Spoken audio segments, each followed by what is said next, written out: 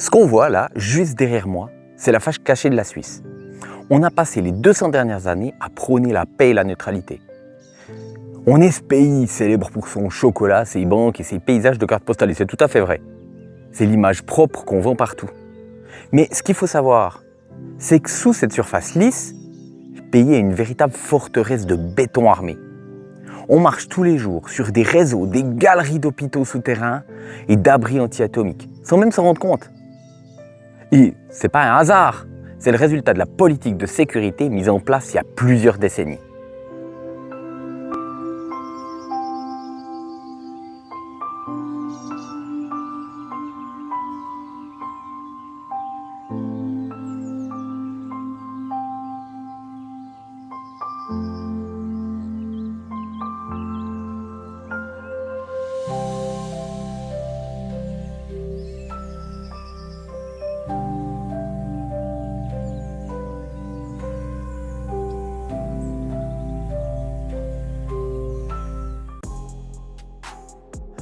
Pour un étranger, l'idée de descendre dans sa cave et d'y trouver une porte blindée de 400 kg, c'est le scénario d'un film catastrophe. Pour un Suisse, c'est juste l'endroit habituel où on range ses pneus d'hiver et ses caisses de vin. Dans cette vidéo, on va fouiller les sous-sols, on va voir les caves des immeubles modernes, mais aussi s'enfoncer dans des forêts comme ici pour comprendre pourquoi ces fantômes de béton surveillent nos sentiers de randonnée depuis plus de 80 ans. Et pour finir, ce qu'il faut se demander, c'est surtout tout cet argent dépensé, ces milliards de francs. Est-ce que ça a encore du sens en 2026 ? Ou est-ce qu'on est juste collectivement bloqué dans une mentalité de guerre froide ?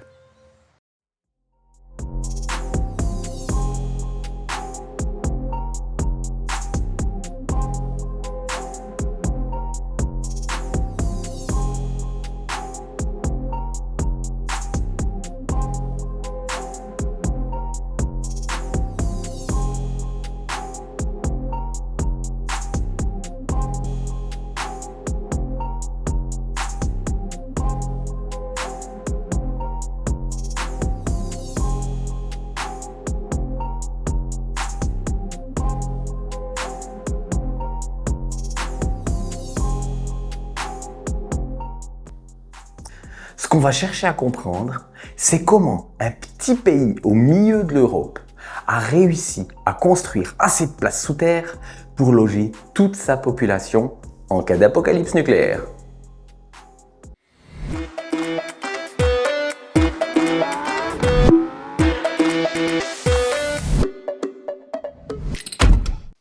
Salut, c'est Peanut et bienvenue sur cette nouvelle vidéo. Pour commencer, en Suisse, la protection de la population, c'est une affaire de loi fédérale. On a souvent entendu dire que la Suisse, c'est comme un gruyère. Alors, c'est presque vrai. Mais le gruyère, ça n'a pas de trou. Donc, c'est un emmental. Voilà, comme ça, c'est plus clair pour tout le monde. Et c'est exactement à ça que ressemble notre sous-sol. Tout a commencé avec la loi de 1963. À l'époque, le monde était en pleine crise des missiles de Cuba et en pleine guerre froide. Du coup, la peur d'un conflit nucléaire entre l'Est et l'Ouest était à son maximum. Le Conseil fédéral a alors pris une décision radicale. Chaque habitant doit disposer d'une place protégée à proximité immédiate de son lieu d'habitation. Depuis cette date, on a construit massivement. Si vous construisiez une maison ou un immeuble en Suisse, vous aviez l'obligation d'y intégrer un abri. Ce n'était pas une suggestion de l'architecte, c'était une contrainte légale et technique importante. Il fallait que chaque citoyen puisse se mettre à l'abri en quelques minutes. Et si le terrain ne permettait pas de construire cet abri ou si l'immeuble était trop petit, le propriétaire n'était pas libéré pour autant. Il devait payer une taxe de remplacement à la commune, généralement entre 400 et 800 francs par place protégée non construite. Pour une habitation de 5 personnes, ça faisait entre 2 et 4 000 francs. Cet argent va directement dans un fonds qui sert à construire les abris publics, sous les écoles, sous les parkings et j'en passe. Le résultat de cette politique est unique au monde. Aujourd'hui, on compte environ 9 millions de places dans plus de 360 000 abris privés et publics. Pour une population d'un peu moins de 9 millions d'habitants, le calcul est simple. On a actuellement plus de places que de personnes à protéger. Le taux de couverture est de plus de 100%. On est le seul pays au monde à avoir atteint ce niveau de préparation. Pour un observateur extérieur, c'est fascinant de voir à quel point on a normalisé la présence de béton armé dans notre quotidien. Comme je vous l'ai montré tout à l'heure, pour nous, ça n'a rien de surprenant d'avoir un abri avec une porte de 40 cm de béton armé dans notre cave où on stocke nos conserves. C'est juste la norme. Enfin, c'était la norme jusqu'en 2012. Depuis ce moment-là, c'est plus obligatoire pour une construction de moins de 38 pièces. Autant dire que si votre maison familiale dépasse ce nombre de pièces, ça ne vous changera plus grand-chose dans votre budget de construire un abri. Mais qui dit pas de construction, dit taxe. Et là, on n'est plus à 400 francs, on est monté à 1400 francs par place non construite, soit 7000 francs pour une maison familiale de 5 personnes. Alors bien sûr, construire un abri reste possible. Et dans ce cas, pas de taxe. La commune peut même rendre obligatoire la construction si eux-mêmes manquent de place dans les abris. Mais tout ce béton a aussi un coût d'entretien colossal. Un abri, c'est pas juste une pièce avec une énorme porte, c'est un système technique complexe. Il faut vérifier régulièrement les joints d'étanchéité, tester les vannes de surpression et s'assurer que le moteur de la ventilation manuelle fonctionne toujours. Personne n'a envie de se retrouver dans un abri hermétiquement fermé et de se rendre compte que « Ah bah mince, la ventilation ne fonctionne pas ». C'est quand même votre survie qui en dépend. Et je ne sais pas si vous avez déjà essayé de tourner la manivelle d'un ventilateur d'abri, mais si c'est le cas, vous savez que c'est un exercice physique en soi. Cela dit, même fermer la porte, c'est déjà du sport. La protection civile passe une grande partie de son temps à inspecter ces installations. En théorie, toutes les quelques années, il devrait y avoir un contrôle pour s'assurer que l'abri peut être opérationnel en moins de 24 heures. Je dis en théorie parce que si c'est bien le cas dans les abris communaux, les abris PC, donc ceux de la protection civile, les abris privés, c'est une toute autre histoire. Moi, j'habite dans le même appart depuis 20 ans. Ma cave abrite le système de ventilation et personne ne l'a jamais contrôlé. On peut aussi sérieusement se poser la question de la pertinence d'un tel système en 2026. On sait que les armes modernes, les missiles hypersoniques, les bombes à pénétration, se moquent pas mal d'une dalle de béton de 40 cm sous un immeuble de 3 étages. Pourtant, les autorités suisses maintiennent le cap. Le discours officiel, c'est qu'on n'est pas à l'abri seulement pour les guerres nucléaires totales. Heureusement d'ailleurs, je pense qu'on est tous d'accord pour dire qu'on s'en passe volontiers. C'est aussi une protection contre les accidents industriels chimiques, les catastrophes climatiques, etc. Et c'est là que le bas blesse un peu. On dépense des sommes folles pour maintenir une infrastructure qui, pour beaucoup, est devenue une relique du passé. Certains politiciens ont d'ailleurs déjà essayé de supprimer totalement cette obligation, mais à chaque fois, la réalité géopolitique a fini par les rattraper. Faut dire que si on attend que le monde connaisse aucun conflit avant de supprimer l'obligation, on va encore payer pendant très longtemps. La guerre en Ukraine ou les tensions en Iran ont redonné un nouveau coup de projecteur à ces abris. D'un coup, avoir une place protégée, c'est plus une vieille idée hors du temps, mais une sécurité rassurante pour une partie de la population. Le paradoxe suisse, c'est qu'on prône la paix et la neutralité, mais on investit des milliards pour être les derniers debout si tout explose autour de nous. L'intégration de ces abris dans l'urbanisme, c'est aussi un sujet en soi. Dans les grandes villes comme Zurich, Genève ou Lausanne, les abris PC publics, c'est des structures plutôt massives. On parle de complexes capables d'accueillir des milliers de personnes, avec des dortoirs, des cuisines collectives et même des cellules de détention provisoire. Une véritable ville sous la ville. Et cette architecture de l'ombre influence même la manière dont on perçoit notre sécurité. On se sent protégé par le béton. Mais c'est pas parce qu'on a des abris que tout est clair pour la population. Une étude récente a montré que la majorité des Suisses ne sauraient même pas où trouver la place qui leur est attribuée en cas d'alarme. Et même quand on le sait. Dans mon immeuble par exemple, c'est les caves qui servent d'abri. En cas d'urgence, je ne vois pas tout le monde aller vider sa cave. On paye pour une sécurité qu'on ne sait pas forcément utiliser. C'est le côté absurde de la bureaucratie helvétique. On est bien en règle avec la loi, on a bien notre place numérotée dans un registre communal, mais dans la pratique, on serait probablement dans un chaos total s'il fallait faire évacuer tout le quartier. S'il fallait qu'on aille tous se réfugier dans les sous-sols. On a l'outil, mais on a perdu le mode d'emploi. C'est plutôt ballot. Et cette culture du bunker ne s'arrête pas aux caves des immeubles d'habitation. Ce qu'on vient de voir, c'est la partie civile, la partie visible si j'ose dire. Mais il existe une autre facette de cette forteresse, beaucoup plus mystérieuse et impressionnante, et beaucoup plus abandonnée aussi. Pour la découvrir, il faut quitter les villes et ouvrir les yeux, parce qu'un simple rocher peut être bien plus que ce qu'il en a l'air. Quand on voit un bunker comme ce qu'on voit en début de vidéo ou sur cette photo, on fait souvent l'erreur de croire que toutes les fortifications sont planquées dans les sommets alpins. C'est le fameux réduit national, des énormes bunkers secrets creusés dans les montagnes. Mais la réalité est bien plus impressionnante. C'est juste la pièce d'un pulse colossal. Plus de 20 000 bunkers construits durant la Seconde Guerre mondiale à travers toute la Suisse. Rien que dans l'arc jurassien, on en compte encore plus de 300. C'est pas une stratégie de repli lointaine, c'est une fortification de proximité. Une ligne de défense qui commence littéralement au bord de nos routes et dans nos forêts. Ces infrastructures, ça a été un des secrets les mieux gardés du pays pendant des décennies. On passait devant en allant ramasser nos bolets, sans se douter que les blocs de béton étaient encore armés et opérationnels, et surtout occupés par des troupes de forteresse. Ce secret a tenu jusque dans les années 90. Avant ça, parler de l'emplacement exact de ces bunkers ou prendre une photo comme celle-ci, ça pouvait vous attirer des sérieux ennuis avec la sécurité militaire. C'était la Suisse du silence, celle qui surveille son territoire en toute discrétion. À l'intérieur, ces fortifications cachent des trésors d'ingénierie. Chaque bunker avait un rôle précis. Protéger un pont, bloquer une route stratégique ou couvrir un champ de tir croisé avec le bunker d'en face.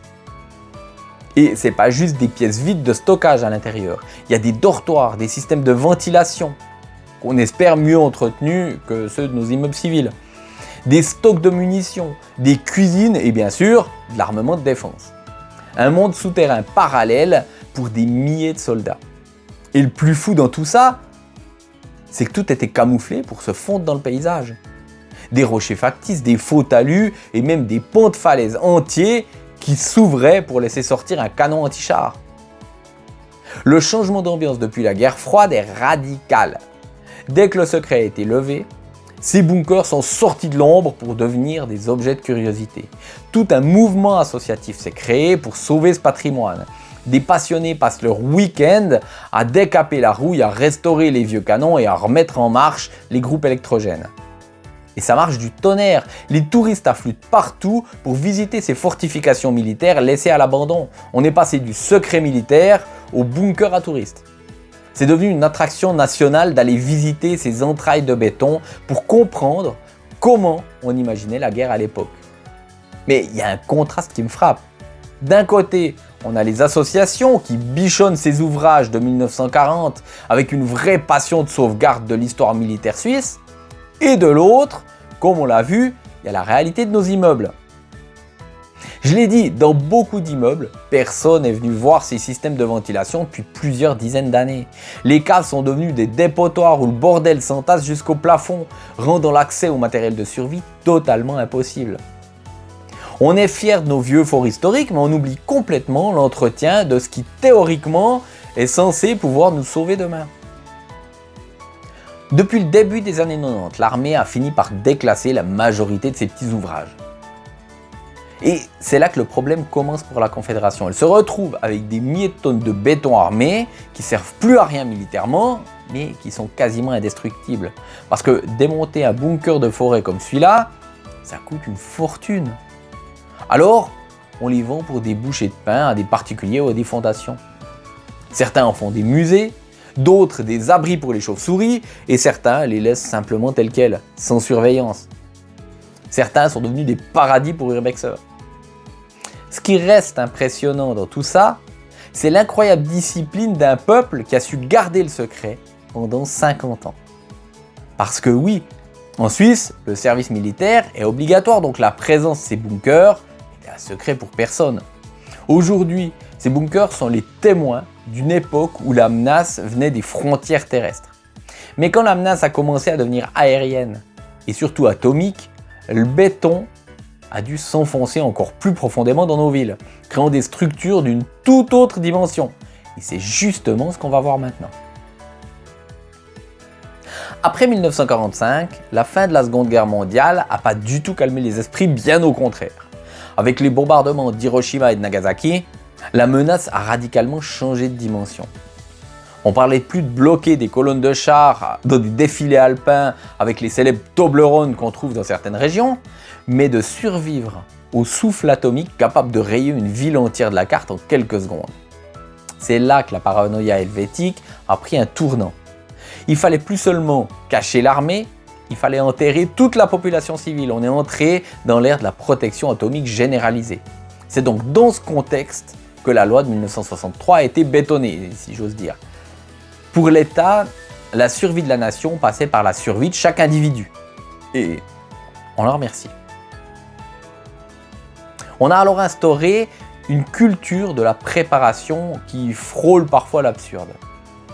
Parce que c'était pas seulement une question de mur épais, c'était aussi une question de logistique domestique. On a tous entendu parler des fameuses réserves de guerre. Et c'est pas une légende urbaine pour amuser les touristes, c'est une réalité qui a été imposée dans chaque foyer. L'État envoyait des brochures très précises, expliquant ce qu'il fallait avoir dans les stocks de son abri. Du riz, du sucre, de l'huile, des boîtes de conserve et surtout beaucoup d'eau potable. Il fallait pouvoir tenir 2 semaines en autarcie totale sans mettre le nez dehors. Et ça a fini par devenir une routine pour des générations de Suisses de vérifier les dates de péremption des sachets de soupe au fond de la cave. Après la guerre froide, l'obligation a cédé la place à des recommandations. Pour bien comprendre l'échelle de ce délire architectural, il faut regarder du côté de Lucerne. En 1976, la Suisse a inauguré le tunnel du Sonnenberg. À la base, c'est un tunnel autoroutier classique de l'A2. Mais il a été conçu pour se transformer en quelques heures en plus grand abri civil du monde. On parle de loger 20 000 personnes à l'intérieur de la montagne. Une véritable ville souterraine avec son propre hôpital, ses blocs opératoires, sa station de radio et même des cellules de prison. Des portes blindées de plusieurs dizaines de tonnes qui se ferment pour isoler la population de l'extérieur. C'est l'exemple même du gigantisme suisse. On est tout petit, mais on ne fait pas les choses à moitié quand on parle de la peur d'une 3e guerre mondiale. On a même fait des tests de confinement grandeur nature avec des milliers de volontaires pour voir comment les gens réagissaient dans l'obscurité et au manque d'espace. La technique fonctionne. L'humain, lui, a beaucoup plus de mal à supporter l'idée d'être enterré vivant sous l'autoroute. Allez savoir pourquoi. Il existe aussi toute une infrastructure sanitaire cachée dont on parle peu. Des dizaines d'hôpitaux souterrains, souvent camouflés sous des collines verdoyantes ou directement sous les parkings des hôpitaux. Des répliques exactes des établissements civils mais protégés par des mètres de béton et de roches. Il y a tout.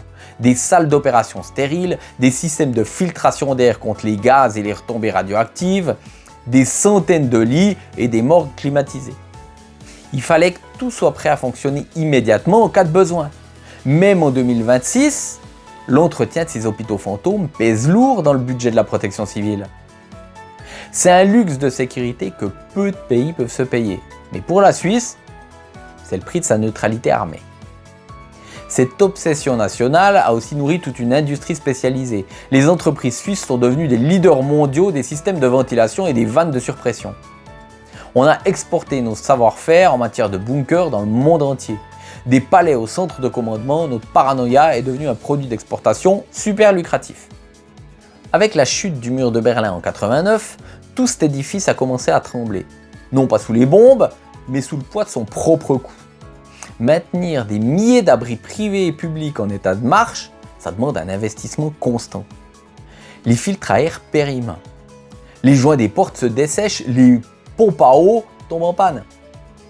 Dans les années 90 et 2000, beaucoup ont commencé à contester l'utilité de ces bunkers. Les tentatives politiques pour supprimer l'obligation de construire des abris dans les villas privées ont suscité de vifs débats.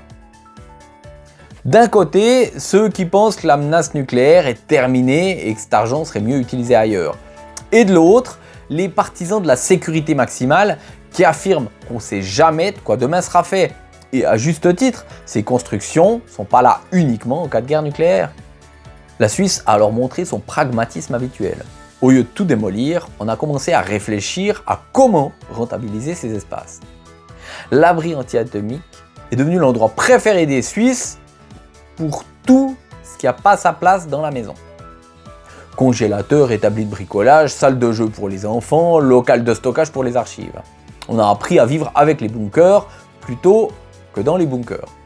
Mais cette transformation domestique cache une réalité plus complexe pour les grandes structures militaires et civiles, qui elles ne peuvent pas simplement servir de garde-manger. C'est justement ce qu'on va voir maintenant. Comment la Suisse gère ce patrimoine encombrant en 2026. Entre les bunkers transformés en hôtels de luxe et ceux devenus des coffres-forts pour les données numériques mondiales, le recyclage du béton est devenu un art national. Mais on va aussi se demander si au fond, cette architecture de la peur, elle n'est pas en train de redevenir d'actualité dans un monde de plus en plus instable. Les caractéristiques d'un bunker, c'est finalement parfait pour l'économie numérique du 21e siècle. Du coup, un marché de niche incroyable a émergé. Le stockage des données ultra sécurisées, des anciens centres de commandement militaire ont été rachetés par des entreprises privées pour devenir des data centers. Un des plus célèbres, c'est sans doute le complexe Swiss Fornox, situé dans les Alpes bernoises. Là-bas, on ne stocke pas de l'or, mais des serveurs contenant les secrets les plus précieux des banques et des multinationales. Pareil pour les serveurs de l'entreprise Proton, qui se trouve dans un ancien bunker militaire sous 1000 mètres de granit à Attinghausen, dans le canton d'Uri. L'avantage est évident, la roche protège des intrusions physiques. Mais elle offre aussi un bouclier naturel contre les impulsions électromagnétiques, les catastrophes naturelles et les changements de température. C'est le coffre-fort ultime de l'ère digitale. On paye pour la neutralité suisse, mais aussi pour l'épaisseur de son granit. Mais le recyclage ne s'arrête pas à la technologie de pointe. On a aussi trouvé des usages beaucoup plus terre-à-terre, littéralement. L'humidité constante et la température fraîche dans ces galeries souterraines, c'est une bénédiction pour certains producteurs locaux. On a parlé du fromage tout à l'heure. Et c'est pas une blague. Des tonnes de meules d'Emmental et d'autres spécialités sont affinées dans d'anciens bunkers militaires. À Giswil, dans le canton d'Obwald, par exemple, le climat souterrain permet un affinage lent et régulier qui donne un goût unique au produit. On trouve aussi des fermes à champignons qui poussent dans l'obscurité totale de ces tunnels. C'est l'économie circulaire à la sauce suisse. On utilise une structure de guerre pour nourrir la population en temps de paix. Côté tourisme, il y a aussi eu des projets audacieux. L'hôtel La Claustra, sur le col du Saint-Gothard, c'est une ancienne caserne d'artillerie transformée en hôtel de luxe souterrain. On y dort dans des chambres creusées dans la roche, sans fenêtres, mais avec tout le confort moderne. L'expérience est assez déroutante. On perd vite la notion du temps et de l'espace. C'est devenu une curiosité pour les amateurs de lieux insolites, même si l'entretien d'un tel complexe reste un défi technique permanent. Le béton, même quand on veut le rendre accueillant, il garde toujours ce côté froid et massif qui rappelle sa fonction première, la survie. Derrière ces belles réussites de réutilisation, il y a pourtant une réalité beaucoup plus sombre, comme on le voit sur ma vidéo. La majorité des milliers de bunkers dissimulés dans la nature sont aujourd'hui des friches. Des fantômes de béton que l'armée a simplement abandonnés parce que le coût de démolition est beaucoup trop élevé. Démonter un fort d'artillerie avec des murs de 3 mètres d'épaisseur, ça demande des moyens de génie civil monstrueux. Alors on préfère condamner les entrées, retirer les équipements sensibles et laisser la nature faire son travail. Le problème, c'est que ces lieux deviennent souvent des zones de squat ou des cibles pour le vandalisme. C'est pas rare de trouver des tags ou des débris à l'intérieur des structures qui étaient autrefois des secrets défense hautement protégés. Et bien sûr, il y a aussi la question environnementale, qu'on évite soigneusement de poser trop fort. Le béton, c'est pas un matériau éternel.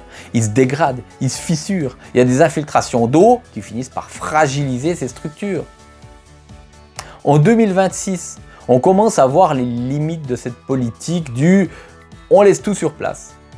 Il y a une vraie question de responsabilité pour les générations futures et une question de sécurité.